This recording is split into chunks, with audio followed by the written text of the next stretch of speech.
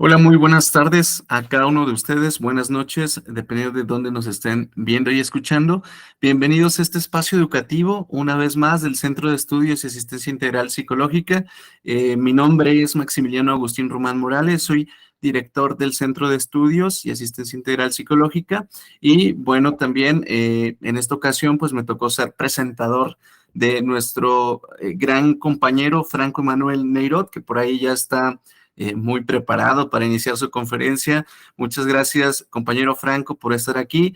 Muchas gracias también a las personas que nos están escuchando y viendo. Y pues bueno, el día de hoy tenemos una plática excelente, una conferencia magistral, justamente como bien lo dice el título, qué es y qué no es la hipnosis, que ahorita nos va a platicar seguramente pues muchos detalles, Franco, para esto.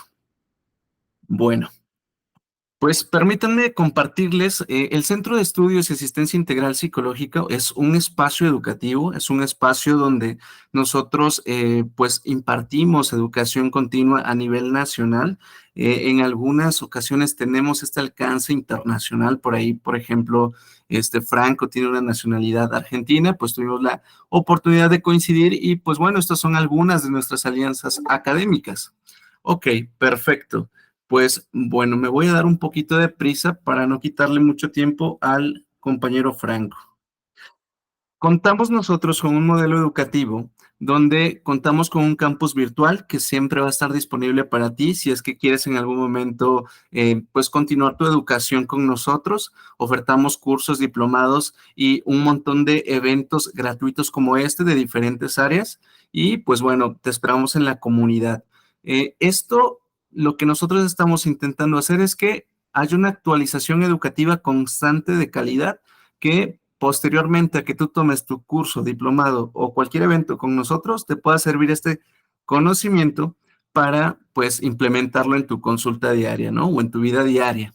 Y bueno, también contamos con precios competitivos. Nuestra intención es que ninguna persona se quede sin la oportunidad de estudiar algún curso diplomado sobre psicología o sobre los temas variados que hay en el mundo, ¿no? Y bueno, también contamos con valor curricular dependiendo de justamente los planes educativos. Contamos con diferentes horas curriculares que se pueden ofertar a través, en este caso, de la Dirección General de Profesiones EP o por alguna de nuestros convenios internos con algunas de estas universidades.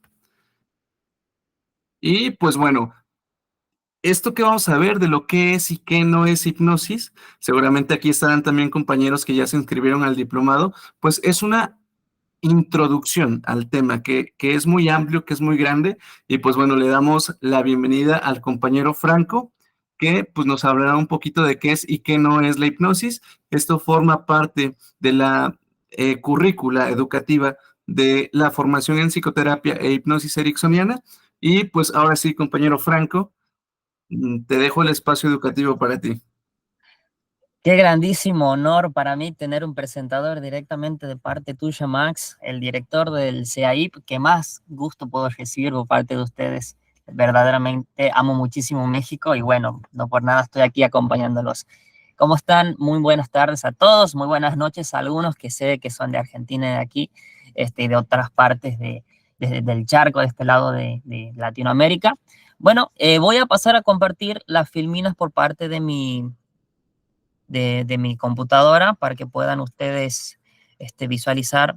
Obviamente la idea aquí es que por el cortísimo tiempo que vamos a tener en cuanto a la disertación, seguramente no pueda ampliarme en cuanto a preguntas, pero vamos a ir viendo porque la idea es que sea didáctico esto y que sea una herramienta completamente holística, porque lo que vamos a hacer aquí es un análisis profundo sobre lo que es precisamente esta herramienta de lo que es la hipnosis. Así que bueno, muchas gracias Max por la presentación. Paso a darles las bienvenidas a todos ustedes. Igualmente esta presentación va a quedar grabada. Cualquier cosa, si están en el grupo de la comunidad del CAIP, van a poder acceder a la grabación. Bueno, ya lo he hecho en la presentación de la titulación de esta presentación, qué es y qué no es hipnosis, y vamos a especificar desde el momento en el cual la hipnosis comienza a tener una incidencia tan potente a nuevas corrientes, nuevas tecnologías como lo que es la programación neurolingüística, de la cual soy especialista. Pero bueno, vamos a ir entrando en detalles. Bueno, me voy a presentar un poco para los que no me conocen. Mi nombre es Franco Emanuel Neirot, soy de la ciudad de Santiago del Estero, de Argentina, del norte de Argentina. Tengo una tecnicatura en locución profesional del el Nicolás II Llenero. Soy facilitador en procesos de cambio con programación neurolingüística, egresado de la Escuela Superior de PNL. Soy coach internacional con programación neurolingüística de la misma escuela. Soy Master Coach de negocios de la Universidad de Marketing y Ventas con PNL. Soy especialista en programación neurolingüística, certificado por el Instituto Latinoamericano de Desarrollo Social y Salud, operador estratégico en neurociencias del mismo instituto, hipnoterapeuta tradicional avanzado, formado en la Fundación Nueva Conciencia. Tengo una formación en hipnosis terapéutica de la Asociación PSI, diplomatura en hipnosis ericksoniana aquí de parte de la Casa del Centro de Estudios y Asistencia Psicológica Integral, diplomado en psicoterapia integrativa, diplomado en gestal de la plataforma Udemy, especialista en terapia gestal de la Asociación PSI, e instructor de mindfulness, que ha sido la última actualización. Así que bueno, como para que más o menos vayamos conociendo el bagaje de conocimientos y dónde vamos a ir partiendo un poco las experiencias.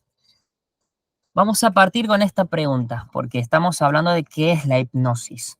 Y seguramente tenemos muchas ideas, tanto seamos profesionales de la salud o seamos facilitadores, seamos formadores, seamos docentes. Sabemos que hoy la hipnosis embebe muchísimas vertientes en el campo de la aplicación y del conocimiento. Así que vamos a ir desglosando los entendimientos de qué ha sido la hipnosis a lo largo de la historia. La hipnosis ha sido practicada por diferentes civilizaciones, como los egipcios, griegos, celtas y muchos otros. Y todas estas civilizaciones, y hablando por regiones, han tenido diferentes conceptos y hasta incluso diferentes denominaciones. En muchos textos se acerca de que este tema se encuentra de alguna manera asimilada y se lo atribuyen a los asirios y a los babilónicos allá en el 5000 antes de Cristo, y el uso es el uso en los métodos más o menos exorcistas, en los cuales muchos especialistas y en el manejo del lenguaje en ese momento, que venía más del palo de la religión, lo utilizaban para los exorcismos. Y también partiendo unos añitos más adelante, entrando en el campo terapéutico, se lo utilizaba también de esta forma. Vamos a conocer algunas civilizaciones que han utilizado esta herramienta como parte de su propia cultura.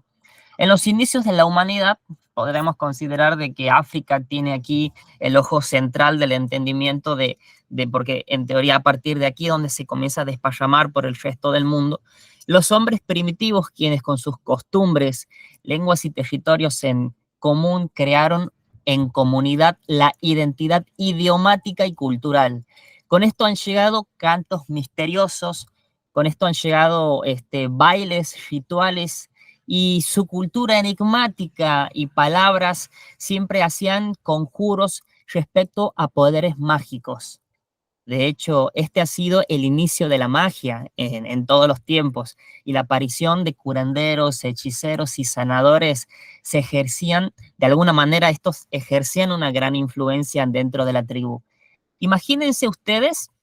Obviamente nosotros vivimos en otra cultura, obviamente, pero para esa gente en la cual dependía de que el patriarca, el chamán, el jefe, que era la autoridad de ese momento, naturalmente tenía características estéticas que resaltaban mucho más que los demás miembros de la tribu. Siempre contaban con cosas excéntricas, ahí se darán cuenta en algunos cuernos que tenían, rastas o tenían colores, y hasta incluso en muchos rituales que tenían índole mágico más que religioso en ese momento, tendían a destacar mucho en su estética. Entonces estos factores han sido incidentes al entendimiento de que es un proceso hipnótico, de la cual lo vamos a ir viendo a medida vamos avanzando las filminas.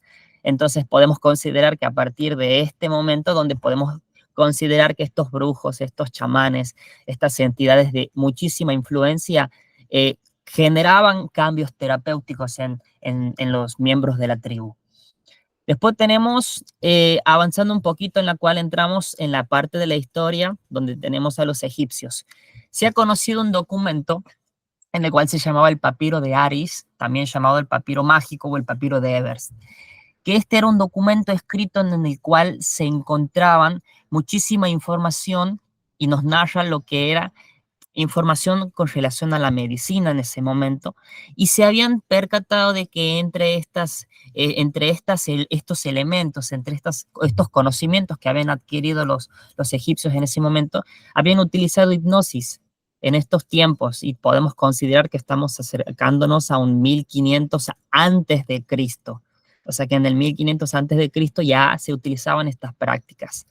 Se habían encontrado situaciones que exponían técnicas de inducción hipnótica muy similares a las actuales y que sí se utilizan de manera muy fiel y muy repetitiva, como nosotros consideramos lo que es un estado de trance profundo.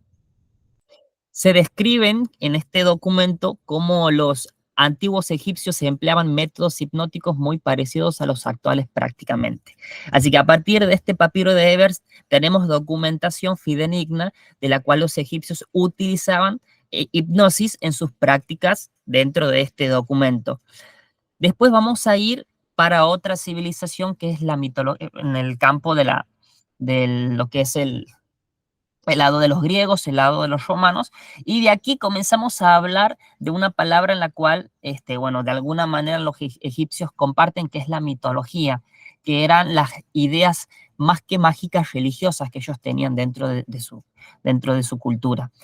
Y aquí lo que tenían los griegos es que ellos ya representaban de alguna manera a las deidades naturales, al sol, a la luna, precisamente al sueño, con entidades divinas, entidades mágicas religiosas, y los caracterizaban como entidades o como dioses.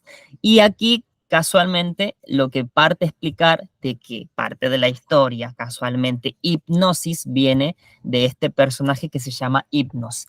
Hipnos o Hipno era el dios y la personificación del sueño. Y estamos hablando que para los egipcios, Hipno era la representación del sueño. Los principales atributos son tener un cuerno de opio que le servían para inducir al sueño. El opio, como ustedes ya sabrán, es una planta la cual tiene componentes medicinales, más que nada que generan algunas inducciones o genera algún tipo de estupefaciente que induce un estado de relajación. O sea, se utilizaba de alguna manera este tipo de estupefaciente relacionado con la relajación en ese momento. Un tallo de amapola, que ustedes saben que la amapola es una flor con la cual después de cultivada se pueden generar heroína y mucho tipo de narcóticos que son bastante profundos, bastante fuertes. Y utilizaba una llama, utilizaba un tallo de amapola, una llama en la que gotea el rocío del río Leteo y una antorcha invertida. O sea, fíjense cómo personificaban a este dios con elementos narcóticos, por decirlo de alguna manera, obviamente después de una producción, pero naturalmente utilizaban plantas medicinales como para acompañar este proceso de relajación. Es lo que hacían los griegos. Bueno, aquí este dios aparece en narraciones homéricas y su iconografía ya se encontraba asentada en la cerámica griega del siglo 4 antes de Cristo. O sea, miren al taño que venimos hablando de este personaje, de la cual va a tener mucha repercusión a partir del siglo XV, XVI en adelante. Lo que también tenían los griegos es que ellos tenían un templo del sueño. Era un edificio grande, en la cual aquí tienen una ilustración, en la cual se le oraba al dios Asclepio o Esculapio en la cultura romana, que era el dios de la medicina, que tenía en sus templos habitaciones del sueño, así se llamaban, en las cuales los enfermos se encontraban, se entregaban a un sueño donde el dios los curaba. Imagínense ingresar a un lugar en el cual ustedes vienen con la sugestión y con la idea original de que ustedes al ingresar a esta habitación automáticamente van a ser inducidos a un estado de sueño, de somnolencia, en la cual un Dios se va a comunicar con ustedes y les va a dar las respuestas que ustedes están necesitando.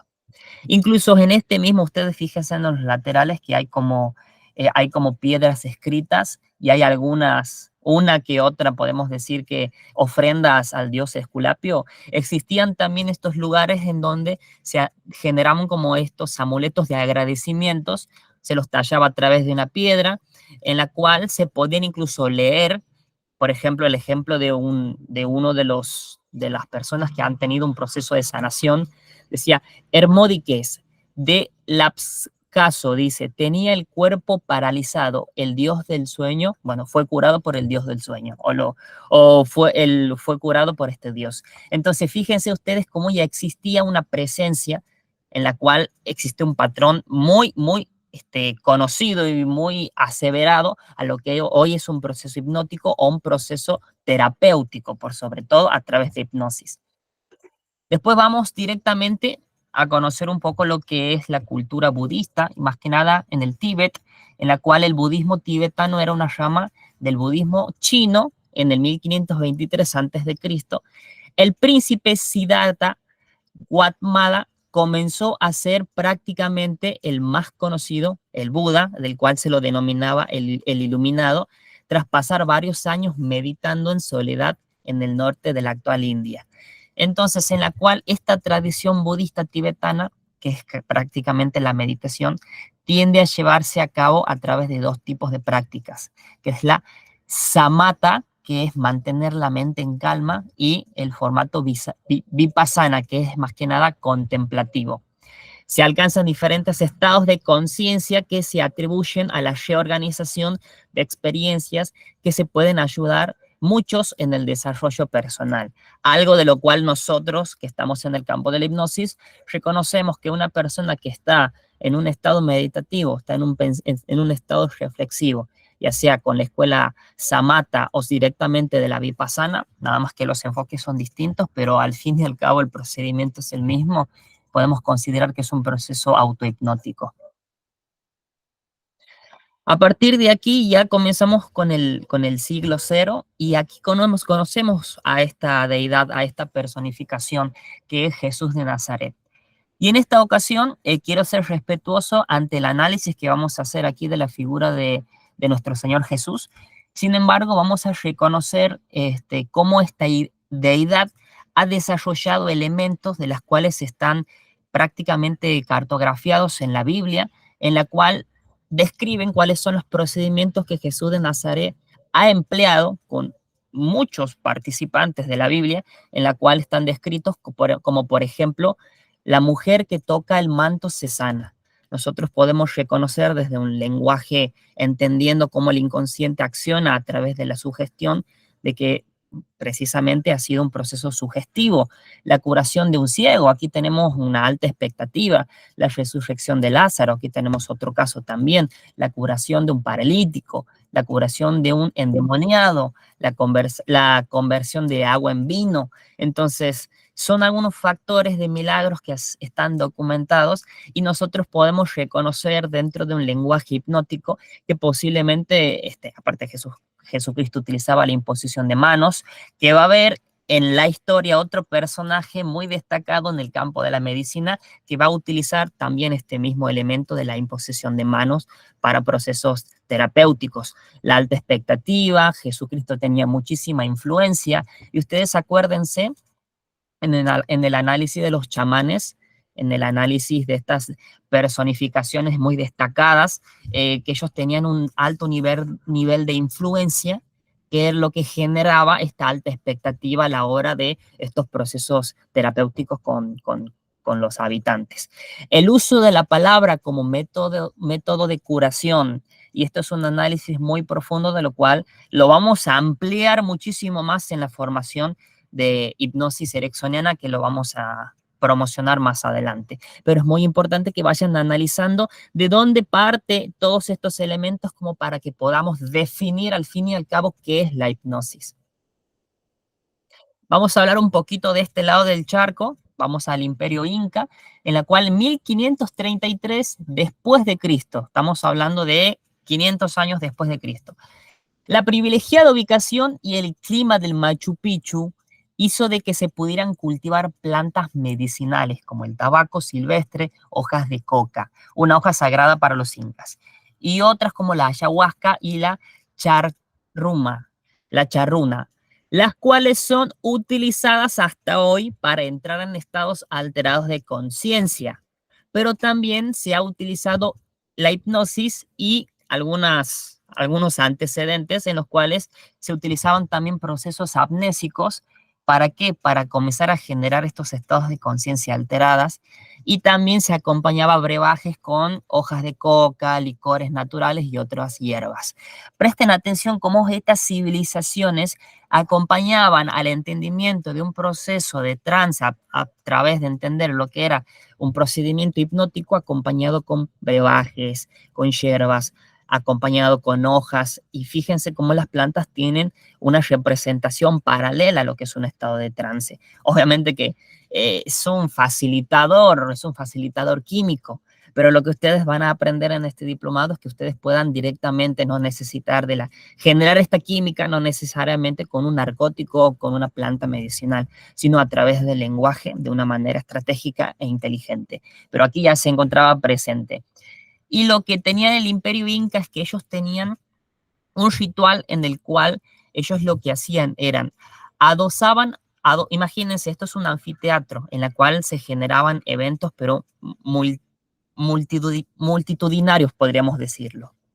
Adosaba al muro existente una plataforma circular en la que se debía sentarse los asistentes. En el centro, imagínense donde todo lo que es el anfiteatro, en el centro había una especie de cama de piedra, tallada con el molde específicamente hueco, en la mitad posterior de la figura humana, en la cabecera había un círculo que contenían escrituras y tenían escritos reglas en las cuales prácticamente había que seguir para asumir un estado hipnótico. Todas las camas estaban colocadas de tal manera de que esté orientada del norte a sur. O sea, fíjense que llamativos que son estos rituales, porque en el centro de un lugar, en un evento, en un anfiteatro, un evento público, acostaban camillas en las cuales ya tenían la forma hueca del cuerpo, en la parte de la cabeza tenían escrituras en las cuales las personas tenían que seguir algún tipo, digamos que de reglas para ir induciéndose en un estado de trance hipnótico. Y estamos hablando de situaciones de muchísimas personas. Entonces, ahí estamos entendiendo que la hipnosis no necesariamente se la entiende que es una práctica privada. ¿Por qué? Porque aquí casualmente el Imperio Inca ya lo practicaba y también tenían objetivos terapéuticos. A partir de aquí para atrás, podríamos considerar que hemos revisado lo que es la etapa mágica, la etapa mística de la historia de la hipnosis, en las cuales dependíamos de entidades maravillosas, en nombre de dioses, en nombre de incluso la mismísima magia. Dependíamos que existía un factor externo que a nosotros nos acondicionaba a ingresar en estados de trance. A partir de aquí comenzamos con otra etapa del entendimiento de la historia en la cual la hipnosis tiene mucha incidencia. Aquí tenemos 1495, 1500 los redondeamos.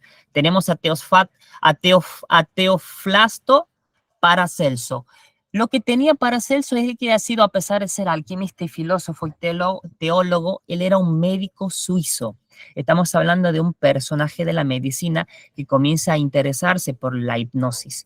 Y lo que tenía aquí Paracelso precisamente es que él tenía un análisis del ser humano como con una perspectiva sistémica, en la cual él reconocía de que el macrocosmos era prácticamente el universo y que el microcosmos era prácticamente el hombre. Y él tenía una teoría en la cual explicaba de que las personas cuando estábamos enfermas significaba porque estábamos disociados con el estado natural del universo.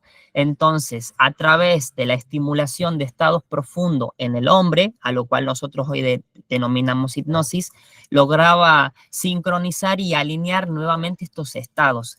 Prácticamente a esto él le llamaba curación, la curación por simpatía magnética. Aquí es donde comienza esta era magnética, en la cual es muy llamativa porque muchos médicos en ese momento comenzaban a estudiar este tipo de prácticas porque en teoría era un componente orgánico el cual generaba estas distorsiones o estos estados de trance alterados que de alguna manera eran llamativos para la medicina del momento. Entonces, a partir de este caballero comienza esta etapa prácticamente fluida y magnética, y de la cual va a resaltar Frank Anton Mesmer de 1773, de la cual va a tener mucho protagonismo y lo vamos a conocer un poquito más adelante. A partir de aquí comienza este periodo. Sin embargo, todavía teníamos personajes aparecidos un poquito más tarde, en este caso como Joseph Gassner, que era nacido en Alemania, sacerdote católico. Fíjense, al mencionar sacerdote católico, ustedes ya tienen una concepción de cuál es la base en cuanto a sistemas de creencia e lineamiento. Entendemos de dónde viene el poder adquirido. Principalmente ha sido un destacado exorcista, donde el paciente, imagínense esta descripción, aguardaba unos minutos en soledad hasta que Gassner irrumpía con una impresionante vestimenta negra y blandiendo un crucifijo, atacando con voz estrepitosa a las fuerzas del mal y a los demonios causantes de todos los padecimientos. Estamos hablando de una persona en la cual comenzaba a emplear sugestiones directas, pura y dura, para conseguir estados de trances instantáneos. Esto es un procedimiento que se le llama un estado de trance rápido o a una hipnosis rápida o una hipnosis instantánea, que es prácticamente inducir un estado de trance, pero directamente por la puerta de atrás, a través del susto, a través de el estado de alerta. Bueno, aquí lo estaba utilizando Joseph Gassner, lo estaba utilizando en nombre de la fe católica que él tenía. Los métodos de Gassner, lo que tienen de particulares es de que han sido muy relacionados con el proceso hipnótico tradicional y es descrito como prácticamente un predecesor de la hipnosis moderna. Aquí comenzamos a poner el ojo científico. ¿Por qué? Porque estamos hablando de Francia, estamos hablando de Alemania, estamos hablando de Europa, en la cual aparece este personaje. Este personaje se llama Frederick Frank Anton Mesmer, que es prácticamente el creador del mesmerismo, en la cual comienza a entrar dentro de la lupa científica. El médico alemán precursor de la hipnosis era el creador de un método de curación que se llamaba magnetismo animal o mesmerismo. El Mesmer creía que la influencia magnética que tenía la luna sobre el mar podía ser aplicada a los fluidos del ser humano a través del magnetismo. La teoría era un poco de esta forma. Como la luna tiene mucha influencia con la rotación del planeta y consideramos de que en el planeta es 70-80% agua, consideraba de que la luna tenía un factor magnético que influenciaba el movimiento de las olas. Entonces, pensaba que como nosotros somos 70-80% agua, en cuanto a los humanos, pensaba que de alguna manera esto influía también en alteraciones emocionales, hasta incluso enfermedades. Entonces, aquí este médico comenzaba a utilizar imanes para buscar alinear estos estados fluidos o magnéticos de cada persona para que puedan restablecer el estado de salud. Sin embargo, las primeras prácticas de verdad que lo utilizaba con imanes.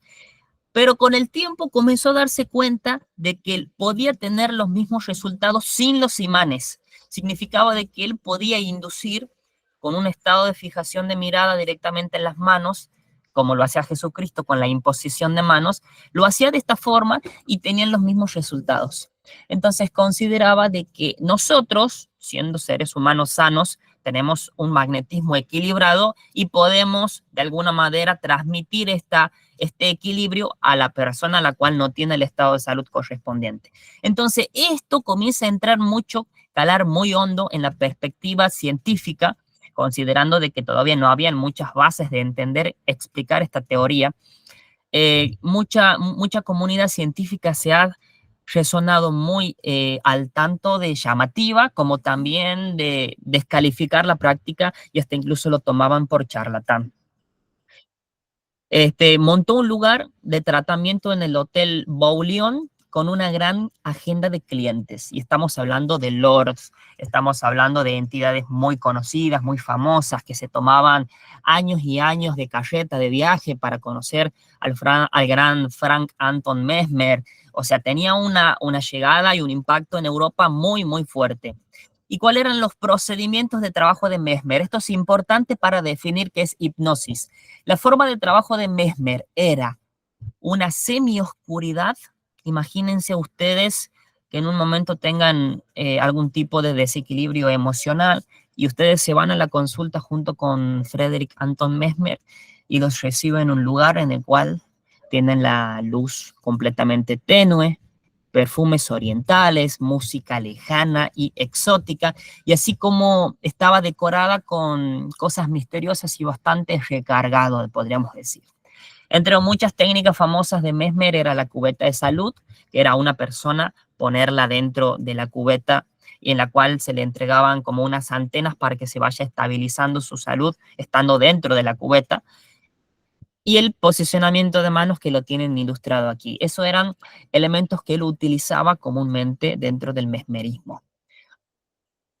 Como tiene muchísimo impacto Anton Mesmer con el mesmerismo y el magnetismo animal, muchos estudiantes, muchos interesados por el mesmerismo comienzan a acercarse a Anton Mesmer, en los cuales aparece aquí el caballero, el marqués de Pousegur.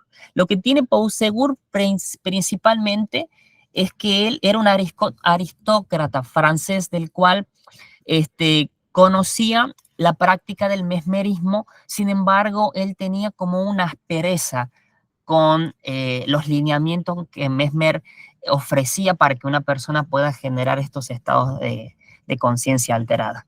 Él se había dado cuenta de que existían similitudes entre lo que es un estado de trance y un estado sonambúlico, en lo cual él había denominado un tipo de inducción y un tipo de hasta incluso práctica hipnótica, la cual le había llamado sonambulismo artificial, de lo cual sonambulismo hacemos referencia al estado de sueño.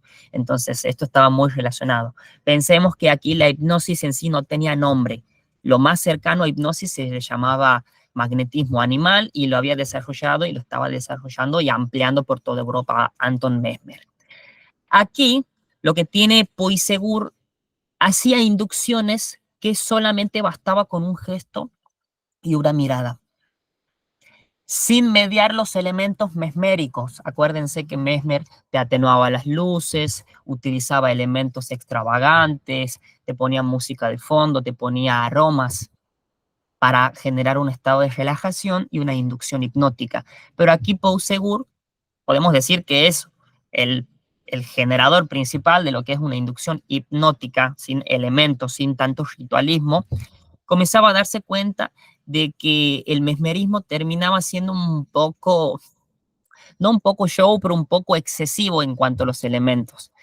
Sin embargo, él siempre ha estado prefiriendo que su método de inducción al trance no era la gran cosa. Hasta incluso podemos decir de que consideraba de que él toda la vida se ha considerado con que no ha hecho un gran aporte en cuanto a la hipnosis, pero podemos considerar de que aquí este caballero, el marqués, prácticamente ha sido el pionero y el primero en desarrollar lo que es un estado de inducción hipnótica a través de formatos ecológicos, naturalistas, sin tanto romanticismo como lo hacía Mesmer en ese momento. Aquí entramos al 1700 y mire que estamos llegando mucho al siglo XXI, 1700 al 1800. Aquí tenemos al famoso Adap José Futodio di Faria. Faria era un sacerdote católico portugués que sentó bases firmes para lo que vendría a ser la consideración de lo que es la hipnosis, porque él había desarrollado un formato en el cual a él lo consideraba que la hipnosis era un sueño lúcido, principalmente como un fenómeno psíquico, que era efectivo por los poderes de concentración del sujeto, otorgándole al terapeuta el papel de guía y paciente y despojándole de los poderes personales que alguna vez se lo habían atribuido el mesmerismo. Esto es importantísimo y no por nada lo resalto en negrita. Aquí lo que dice Di Faria es que ya no se necesita la entidad o el nivel de influencia o ya no depende prácticamente de que es un poder adquirido la hipnosis, sino que eso va a depender del estado, cómo vas a ir acompasando el estado de sueño lúcido, que vendría a ser el proceso hipnótico. Y comienzan a atribuirle directamente la responsabilidad del trance a quien, al usuario y no al terapeuta. Entonces ya comenzamos a considerar factores distintos. Di Faría invocó los procedimientos de inducción y reemplazó los elaborados rituales de los mesmeristas con métodos prácticamente mucho más simples. Solicitaba al sujeto que cierre los ojos y fijara su atención a un punto directo. Y después de un corto periodo, le pedía al sujeto que se duerma. Aquí es donde nace esta concepción en la cual pedimos a la persona mantener un punto fijo. Fíjense que con el mesmerismo, hasta incluso con el mismo Jesús de Nazaret, ellos utilizaban la imposición de manos, la colocaban delante de la persona, sin darse cuenta que el fenómeno hipnótico en este caso es el punto de ceguera, el punto de concentración. Aquí es donde Di Faría lo que hace es utilizar conscientemente este elemento de concentración hacia un punto céntrico en el cual vertía la atención de la persona aquí y se generaba el estado de trance automático, acompañado con la sugestión duerme. ¿Y por qué dice duerme? Porque estamos hablando que la hipnosis estaba muy relacionado con un estado sonambúlico, con un estado de sueño, hasta incluso se pensaba que era el mismo estado. Por ende, se daba a entender que cuando le decías duerme a la persona, era que se introduzca cada vez más. Hasta incluso hoy, muchos terapeutas utilizan el concepto duerme en un proceso hipnótico como metáfora para que la mente inconsciente pueda directamente conectarse a flor de piel. Pero fíjense cómo cada personalidad ha comenzado aplicando lo que fue el mesmerismo en su momento, lo que han sido otros formatos de inducción, de lo cual el mesmerismo no lo es todo, y han comenzado a rechazar al mesmerismo en cuanto a su extravaganza. ¿Por qué se lo pone mucho en el ojo del huracán? Porque estamos hablando de prácticas médicas, en las cuales muchas de estas personalidades tenían ya conocimientos mucho más críticos, mucho más duros que en la etapa religiosa o fantasiosa, por decirlo de alguna manera.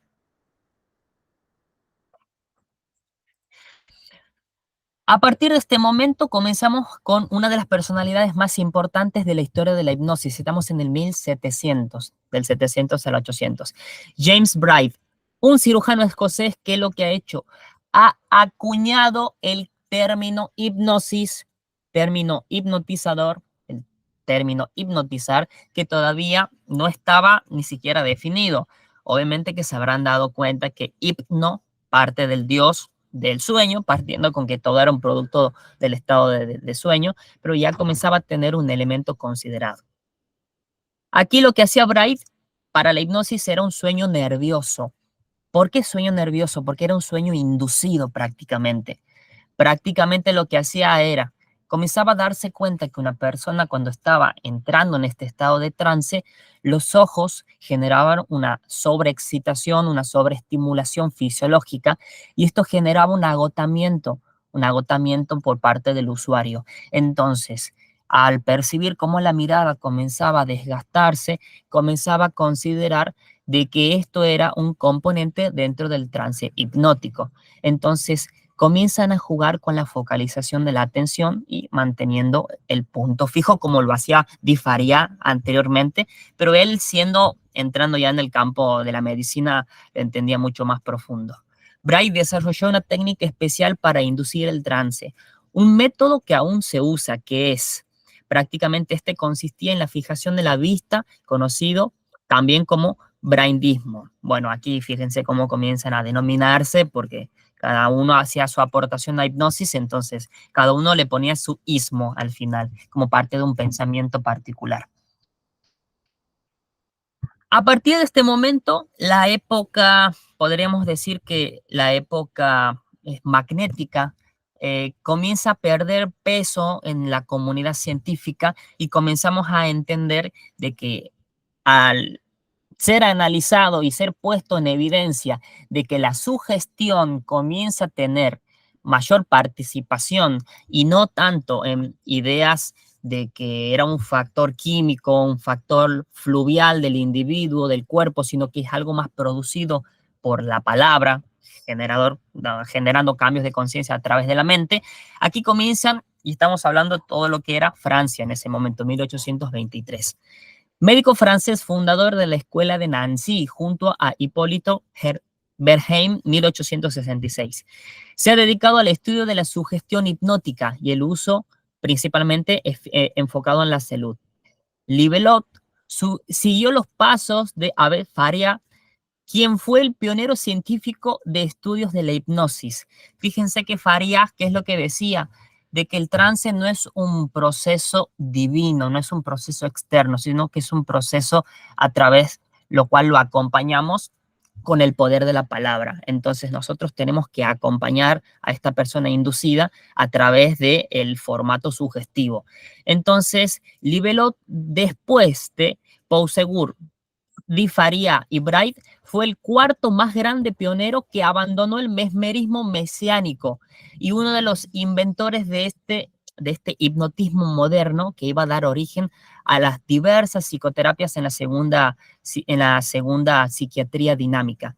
Entonces, estamos hablando ya de un enfoque más considerando de que es un fenómeno psicológico y no un fenómeno químico, no un fenómeno hasta incluso celestial o un poder mágico. Estamos hablando de 1800, estamos hablando de un enfoque científico y clínico. Aquí comienza el colaborador, que es Hipólito Marie Bernheim, que era psiquiatra nacido en Alsacia, que él ha acompañado en la creación con Bernheim, la escuela psicológica de Nancy, auténtica en el estudio de la hipnosis. Y estamos hablando de París. Es conocido principalmente por su teoría de la sugestionabilidad en relación con la hipnosis o su relación con el sueño. Él pretendía comprender que sus pacientes, partiendo de las motivaciones de los mismos y del descubrimiento de los fenómenos psíquicos provocados por estados hipnóticos, principalmente en aquellos casos donde estaban presentes la sugestión post-hipnótica, utilizando la herramienta de la sugestión para generar estos cambios terapéuticos. Y a partir de aquí aparece este personaje muy controversial en la historia de la hipnosis, que es Jean-Marty Charcot. Charcot lo que tenía específico es que, bueno, principalmente era el creador de la escuela de la Salpêtrière, y que es la segunda escuela de hipnosis, pionero, neurólogo y reconocido por su trabajo de la hipnosis y la histeria. Lo que tenía Charcot en particular es que ya conocía a Bernheim, ya conocía a August, entonces consideraba con que ese modelo científico que ellos desarrollaban o entendían como hipnosis no era precisamente lo que él interpretaba dentro de sus prácticas. Como para que se den una idea. Bernheim pensaba con que la hipnosis solamente podían ser sugestionadas mujeres.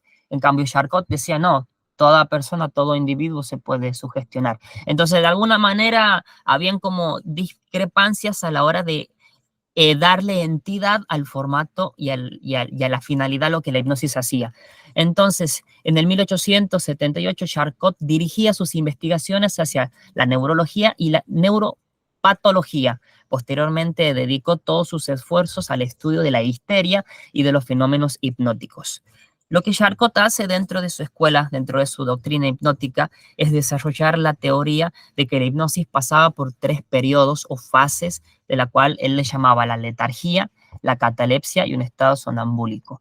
La letargía, que actualmente se lo divide también de esa forma, el estado letárgico es prácticamente una persona relajada, una persona entregada a la relajación, sin ningún tipo de esfuerzo. La catalepsia, que es el estado de mantener el cuerpo prácticamente sin sensación, sin percepción corporal, y el estado sonambúlico, que es el estado más profundo dentro de la categoría de sueños, del descanso. Y aquí comienza a entrar este personaje tan llamativo que es Sigmund Freud, del cual él ha estudiado junto con Charcot en la escuela del Salpêtrière, en la cual entendía de que la hipnosis era la herramienta en la cual se estaban centrando muchos catedráticos de ese momento. Él ha sido el creador del enfoque psicoanalista como hipnosis, como madre de todos los enfoques. Bueno, ha desarrollado dentro de sus elementos lo que son los mecanismos de defensa, la teoría del yo, del ello, del yo y del super yo. Sin embargo, solo él relataba en una de sus obras que ha podido sanar a una sola persona con hipnosis. Lo que tenía Sigmund Freud es que no era bueno hipnotizando según lo que dice, lo que cuenta la historia. Entonces él ha comenzado a desarrollar su propio entendimiento de cómo utilizar prácticamente esta herramienta en la cual termina dándole formato al psicoanálisis. Y ya estamos, bueno, lo que tiene Sigmund Freud es que él ha popularizado en toda Europa y por este lado del charco, Latinoamérica. Él es una eminencia por haber descubierto, no descubierto porque él no la ha acuñado, pero él la ha proliferado el concepto de lo que es la mente inconsciente. Entonces, este es un punto a favor que podemos considerarle a Freud de que estaba en un acierto de que existía un más allá, existía algo mucho más profundo. Y de aquí caemos con uno de los personajes más excéntricos, e incluso en los últimos 30 años, podríamos decir, porque ha venido a romper esquemas de los cuales ya se venía hablando sobre cómo entendemos este proceso hipnótico, que es precisamente Milton Hyland Erickson, del cual Milton Erickson había revolucionado el entendimiento de cómo generar un estado de trance. Porque prácticamente Erickson viene a revolucionar la forma como se percibía y se practicaba la hipnosis. Tras esa experiencia, comenzó a buscar las formas más naturalistas, de lo cual a él le llamaba generar un estado de hipnosis. Promovió la flexibilidad y la individualidad y comenzó a utilizar un elemento del cual que se llamaba entender que la mente inconsciente es un sector en donde se encuentran recursos, que son las herramientas en donde comenzamos a generar los cambios profundos de manera inconsciente. Erickson lo que ha sido un clínico mucho más que un teórico. Sus técnicas no se pueden encasillar en un protocolo preestablecido, sino que se adaptan más que nada a cada cliente, a cada paciente y al problema que presenta este individuo. Obviamente que se nos acaba el tiempo de tener que explicar tantísimas aseveraciones que viene a romper Erickson como entendimiento de mente inconsciente, lo cual se lo va a ampliar muchísimo más en el diplomado de hipnosis ericksoniana para que ustedes comiencen a entender finalmente cómo Erickson viene a romper estos esquemas. Entonces aquí vamos a terminar de entender cómo la hipnosis viene a fusionar todos estos elementos en base a estas etapas. La época mágica religiosa, en donde se destacaba la magia, el chamanismo, las creencias religiosas, la mitología. Estamos hablando de estos procesos terapéuticos a través de entidades, deidades, poderes externos que generaban los procesos terapéuticos. Después tenemos la época fluídica y magnética, en la cual se entendía que el problema era orgánico, que el problema de salud de una persona que presentaba era un problema que la persona estaba desestabilizada emocionalmente, ya sea por los cambios del factor de la luna, los movimientos. Entonces utilizaban una técnica en la cual trataban de magnetizar o de equilibrar los fluidos de los individuos, de lo cual se ha ampliado muchísimo tiempo, en lo cual se le ha llamado magnetismo animal por muchísimos años. Y principalmente tenemos en el punto en el cual nos interesa a nosotros enfocar, que es la época sugestiva, en donde comenzamos a tener una perspectiva mucho más científica, mucho más el entendimiento de que no era un proceso químico, sino que era un proceso prácticamente psicológico y dentro de lo que es la construcción de la persona, ¿me entienden? Así que directamente con esto, me gustaría hacer unas preguntas. Perfecto. En este momento quiero que se den cuenta que ustedes están centrados en entender qué es la hipnosis. Con esto yo ya centro directamente estos puntos. La hipnosis cuenta con estos elementos para que ustedes consideren de que un proceso hipnótico es hipnosis. Mantener un punto de atención, pensamiento selectivo, foco centrado en la atención y reducir la conciencia periférica. Significa que para desarrollar un proceso hipnótico, estamos hablando de que la persona tiene que tener siempre un punto de atención. Significa que a partir de este punto de atención, la persona desconecta todos los factores externos y se pierde directamente en un punto. Esto es lo que todas las prácticas que ya hemos mencionado, ejemplificando, de alguna manera, consciente o inconscientemente, se han llevado a cabo. Por ende, todo lo que ya se ha hablado anteriormente es hipnosis, porque forma parte de este elemento. Punto de atención, pensamiento selectivo, foco centrado en la atención. Segundo elemento, el estado alterado de conciencia. Consecuencia, al mantener un foco directamente en la atención, generamos ¿qué? Un estado de conciencia. Tenemos una alteración de nuestra percepción y nuestro estado mental es automáticamente distinto al cual nosotros ya conocemos.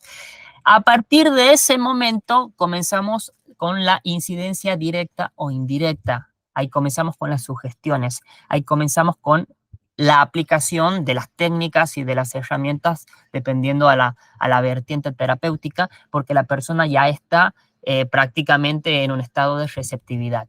Y el último punto, que es la comunicación y la asociación terapéutica. ¿Por qué se lo divide? Porque puede ser comunicación dentro de un proceso de venta, puede ser un proceso de coaching, puede ser en un proceso de marketing en la cual a través de todos estos puntos podemos influir en venta, podemos influir en relaciones públicas, como en una asociación terapéutica en la cual tenemos que reforzar vínculos.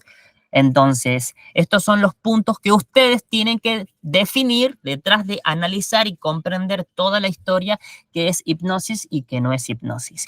Y si ustedes vuelven a reproducir todas estas filminas, se van a dar cuenta que directa o indirectamente estas personalidades han sabido reproducir este tipo de fenómenos. Así que bueno, esto es parte de lo que es la hipnosis y los elementos que cuenta un proceso hipnótico. Me gustaría abrir para hacer 3 preguntas a partir de este momento para que pueda conocer un poco sus opiniones y sus preguntas también, porque la idea es que ustedes se solventen la duda de qué es hipnosis principalmente. Así que pueden levantar la mano para poderles habilitar la pregunta. Bueno, antes de que piensen y formulen bien su pregunta, pues Franco, todo lo que nos cuentas está muy interesante. Muchas gracias por compartirnoslo.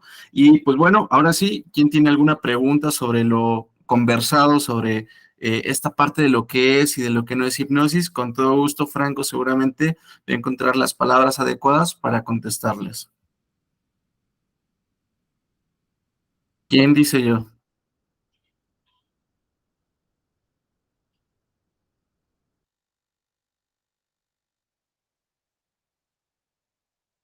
De última pueden habilitar el micrófono y pedir la palabra, y si no hay cruces de preguntas, le habilitamos la palabra. Perfecto, pues bueno, mientras van pensando, déjenme platicarles un poquito de la formación en psicoterapia e hipnosis ericksoniana que tenemos. Iniciamos este 15 de marzo, ya hay algunos compañeros inscritos, seguramente algunos están aquí en esta conferencia magistral. Y pues bueno, tenemos mucho contenido que ofrecerles. La verdad es que ya llevamos una 5ª edición de este diplomado. Yo en lo personal, pues al igual que Franco, nos hemos encontrado formándonos constantemente en este tema y pues hemos tenido la oportunidad de también capacitar a más de 100, tal vez 200 personas en este tema, alrededor de 3 años y medio, y bueno, continuamos teniendo un excelente recibimiento por parte de las personas que son nuestros alumnos. Hemos tenido la oportunidad de coincidir con muchos de ellos y pues bueno, quien esté interesado puede inscribirse este viernes 15 de marzo iniciamos, pero bueno, también pueden inscribirse desde ahora, ¿no? Y déjenme platicarles un poquito, ¿qué vas a aprender si te interesa la hipnosis y la psicoterapia? Bueno, primero que nada, pues vas a conocer las bases teórico-prácticas y científicas de lo que es la hipnosis. Como nos platicaba Franco, pues bueno, entendemos que la palabra hipnosis ya tiene ciertos prejuicios, entonces nosotros tenemos que, desenmarañar lo que significa la hipnosis realmente para que podamos nosotros aplicarla en nuestros consultorios o en nuestra vida diaria. También vas a aprender cuál es el alcance de la hipnosis y la aplicación en los procesos de cambio, ¿sí? Esto llevado a cabo en la consulta privada, la verdad es que es maravilloso encontrarnos con excelentes resultados en los clientes, donde hay diferentes procesos de cambio, diferentes conductas que se cambian a través de esta increíble herramienta.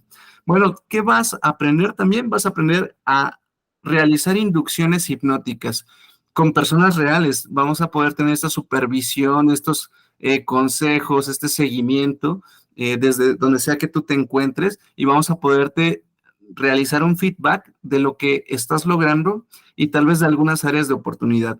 También aprenderás a construir sesiones de hipnosis completa con este programa educativo, ¿no? Bueno, entonces, si te interesa iniciar en este mundo de la hipnosis y la psicoterapia, si ya eres terapeuta, pues bueno, puedes aperturar estas nuevas herramientas donde ya tienes pues tu espacio terapéutico, ¿no? Recordemos que tendrás asesoría durante todo el programa educativo, habrá clases en vivo y estas mismas serán grabadas para que después las puedas encontrar en un campus virtual. Y bueno, también encontrarás material exclusivo. Por ahí escuché una manita, no sé si alguien tiene una pregunta. Son comentarios. Buenas noches, muy interesante. Hasta ahora, gracias, de parte de Chava Stone. Raúl Alberto dice, ¿qué tal? Dice, no tengo preguntas, solo decirles que estuvo muy nutritiva la conferencia, muy emocionado por empezar el curso. Muchísimas gracias, Chava, muchísimas gracias, Raúl. Excelente, pues bueno, así como el compañero, podrías entrar en este programa si tú lo gustas, ¿no? También tenemos el valor curricular de 120 horas por las alianzas académicas que ya mencioné en un inicio. Y bueno, también hay un plan de pagos muy cómodo, ¿vale? Si tienes interés, aquí te dejo el número para que puedas contactarte o si encuentras la comunidad ahí también puedes mandar mensaje a los contactos que tenemos de manera oficial. Y pues bueno, tenemos una promoción que se vence este 28 de febrero. Si te quieres inscribir, es un pago único. Y pues bueno, ahí tienes las fechas también para que puedas observarlas. Si tienes ahí algunas dudas, puedes mandar mensaje a los números en los cuales se han contactado contigo, por el cual entraste a esta conferencia magistral. Y pues bueno, puedes resolver tus dudas ahí. Bueno, ahora sí, ya hice esta breve introducción. ¿Alguien tiene preguntas o dudas sobre lo que nos mencionó el compañero Franco? Pueden habilitar los micrófonos, chicos, como gusten, como se sientan más cómodos.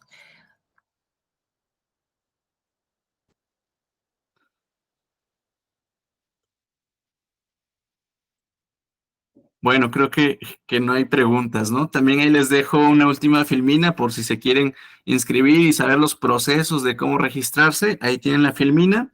Y pues bueno, Franco, si no hay preguntas, ¿cómo podemos darle cierre a este evento? Bueno, principalmente agradecerles a ustedes por su tiempo, por su interés. La verdad que la hipnosis es una materia muy amplia, motivo por el cual había decidido hacer esta amplia introducción sobre la historia de la hipnosis para que consideren y hasta incluso ustedes mismos sepan contestarse a sí mismos o a demás personas interesadas en la materia. Si Jesús de Nazaret hacía hipnosis, ¿será que el quien me vende panchos en la esquina por haberme convencido habrá estado en un proceso hipnótico? Soy profesor y me gustaría inducir estados de trance de manera efectiva. ¿Lo puedo hacer? Soy locutor de radio y quisiera promocionar publicidades hipnóticas. ¿Es válido? ¿Eso es hipnosis? ¿Esto no es hipnosis? Fíjense los procesos, de dónde vienen, desde el momento mágico, desde el momento de pensar de que dependen factores externos de nuestro poder de conciencia, hasta determinar de que nosotros tenemos el poder de la palabra y la sugestión. Ha habido mucha agua, ha corrido mucha agua por debajo del puente. Entonces ustedes, todo individuo que tiene la capacidad de comunicar a través del lenguaje en general, está generando un proceso de estado, un proceso de estado alterado de conciencia a través de un diálogo, de una oratoria, una elocuencia. Entonces, tienen que considerar que todos estos elementos los vamos a aprender, los vamos a ver en profundidad.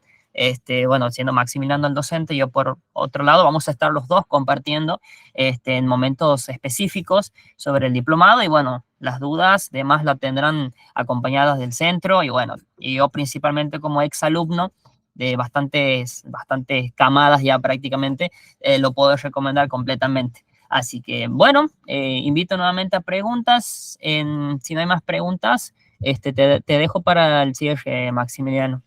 Claro que sí. Bueno, pues les agradecemos mucho su tiempo. Esperemos que nos veamos pronto. La verdad es que es un tema fascinante. Podemos sacar mucha tela de dónde cortar y dónde lo pueden implementar ustedes. Y pues bueno, muchas gracias por su tiempo. Les esperamos en otro evento gratuito también de CEIP. Contamos con más eventos. Pueden visitar nuestra página web también. Por ahí, con todo gusto, pueden preguntar en los grupos sobre nosotros. Y pues muchas gracias. Cuídense y descansen. Nos vemos, gente. Les mando un abrazo grande. Estamos en contacto a través de la comunidad CEIP. Que tengan muy buenas noches a todos.